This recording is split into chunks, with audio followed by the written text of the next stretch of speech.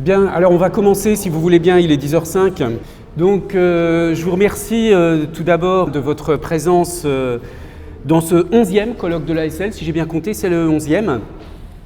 Alors je n'apprendrai rien à personne en disant que nous vivons en ce moment des temps particulièrement troublés, notamment au plan international, et dans ce contexte, je crois que des rencontres comme celle-ci sont précieuses. Elles sont précieuses tout d'abord parce qu'elles restent possibles.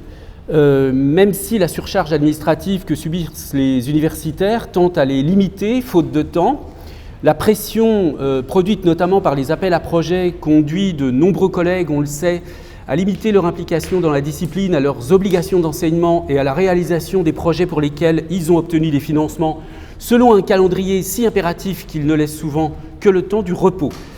Si des réunions comme celle-ci, sans aucune rentabilité de carrière immédiate pour les participants et participantes, compte non tenu bien sûr de l'enrichissement intellectuel et social, si donc des réunions comme celle-ci disparaissent un jour, ce n'est pas parce qu'elles seront explicitement interdites, mais parce que personne n'aura plus le temps d'y participer, ce qui est bien sûr une façon indirecte de les censurer. Alors votre présence montre heureusement que nous n'en sommes pas tout à fait encore là, mais la situation est tout de même inquiétante. Alors, les rencontres comme celle d'aujourd'hui sont également précieuses parce qu'elles permettent de mesurer à quel point nous, chercheurs, chercheuses en sciences du langage, sommes encore libres de nous réunir entre nous sans autre objectif que cet enrichissement mutuel et surtout la découverte de travaux hors de notre cercle de spécialité. Parce que, ça aussi on l'a bien compris depuis un certain temps, les dynamiques contemporaines de la recherche nous poussent vers une spécialisation toujours plus forte, ce qui est le cas depuis assez longtemps dans d'autres disciplines, mais qui s'est accentué depuis une quinzaine d'années en sciences du langage. Et comme on l'a constaté lors du dernier colloque de l'ASL, les débats théoriques deviennent rares en linguistique, non pas seulement en raison d'un manque d'intérêt à l'égard des questions théoriques, un manque d'intérêt qui est bien une réalité au demeurant, mais surtout en raison du fait que chacun travaille dans son cadre théorique spécifique ou dans sa problématique spécifique, avec le petit monde qui y est associé et sans grand intérêt pour ce que font les autres collègues qui s'intéressent à d'autres questions ou s'inscrivent dans d'autres cadres théoriques. Les colloques de l'ASL visent justement à donner l'occasion à l'ensemble des linguistes qui travaillent en France en particulier de s'informer des avancées de leur discipline au-delà de leur sphère de spécialisation. Enfin, je dirais que les rencontres comme celle d'aujourd'hui sont précieuses parce qu'elles permettent de prendre la mesure des tendances qui vectorisent l'épistémologie de la discipline dont chaque colloque de l'ASL s'efforce de fournir une image d'ensemble. J'en reparlerai d'ailleurs en fin de journée lors de l'Assemblée générale en vous dressant un panorama de la situation actuelle à partir du fichier des 521 adhérents de l'association et des domaines les plus représentés, des domaines des sciences du langage les plus représentés. J'en profite d'ailleurs pour dire que votre présence à l'Assemblée générale, y compris les jeunes collègues, est vivement souhaitée parce que nous envisageons de renforcer un peu le bureau de l'ASL en recrutant des représentants de différents domaines des sciences du langage, etc. Bon, je referme la parenthèse pour revenir à la question de la vue d'ensemble en sciences du langage que cherche à produire l'ASL. C'est assez frappant de constater que les 10 colloques bisannuels organisés précédemment par l'ASL contiennent tous dans leur titre, à une seule exception près, l'expression générique « sciences du langage » au pluriel. Alors 2003, mais que font les linguistes? Les sciences du langage 20 ans après. 2005, sciences du langage et sciences de l'homme. 2007, sciences du langage et demande sociale. 2009, sciences du langage et nouvelles technologies. 2011, les sciences du langage en Europe. 2013, la sémantique et ses interfaces, c'est l'exception.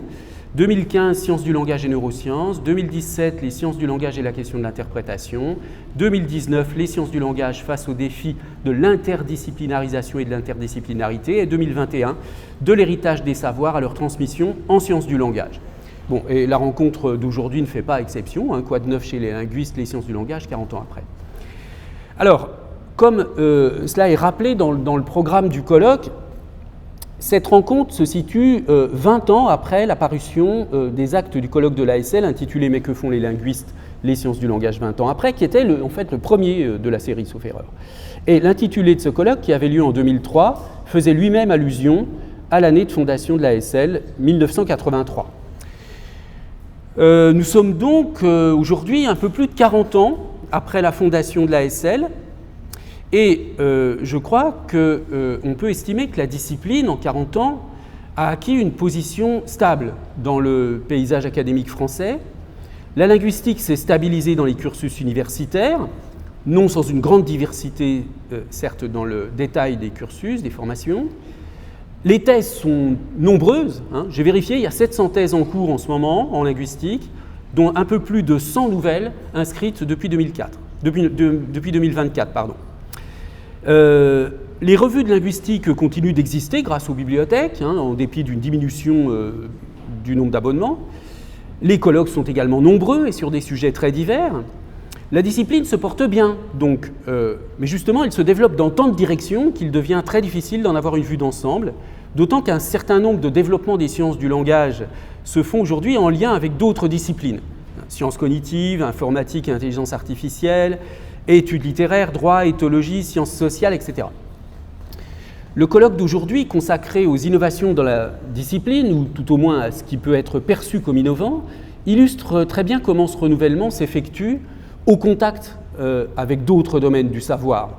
Le droit avec l'intervention d'Anna Arzumanov, la zoosémiotique avec Astrid Guillaume, l'informatique et l'intelligence artificielle avec Nicolas Fröhlinger et Maria Zimina-Poirot, l'anthropologie avec James Costa et Salomé Molina, et puis toutes les disciplines incluses dans la linguistique appliquée avec Martin Stegou.